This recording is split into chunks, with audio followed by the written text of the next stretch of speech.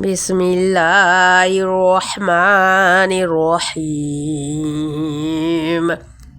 والنازعات غرقا والناشطات نشطا والسابحات سبحا فالسابقات سبقا فالمدبرات أمرا يوم ترجف الراجفة تتبعها الرادفة قلوب يومئذ واجفة أبصارها خاشعة يقولون إنا لمردودون في الحافرة أإذا كنا عظاما نخرة قالوا تلك إذا كرة خاسرة فإنما هي زجرة واحدة فإذا هم بالساهرة هل أتاك حديث موسى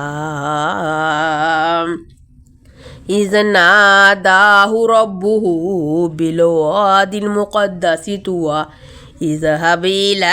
فرعون إنه طغى فقل هل لك إلى أن تزكى وأهديك إلى ربك فتخشى فأراه الآية الكبرى فكذب وعصى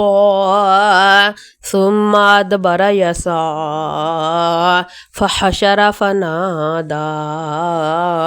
فقال أنا ربكم الأعلى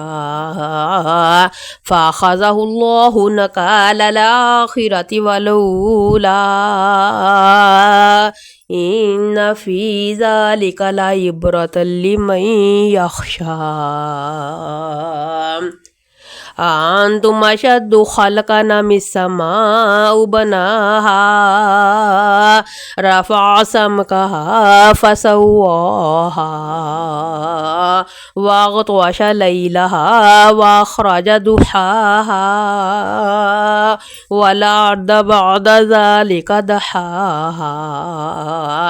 أخرج منها ماءها ومرعاها والجبال أرساها متاعا لكم ولأنعامكم فإذا جاءت الطامة الكبرى يوم يتذكر الإنسان ما سعى وبرزت الجحيم لمن يرى فأما من طغى وآثر الحياة الدنيا فإن الجحيم هي المأوى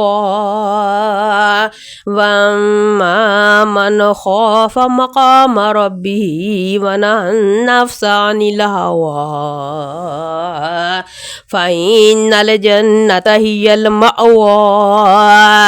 يسألونك عن الساعة أيان مرساها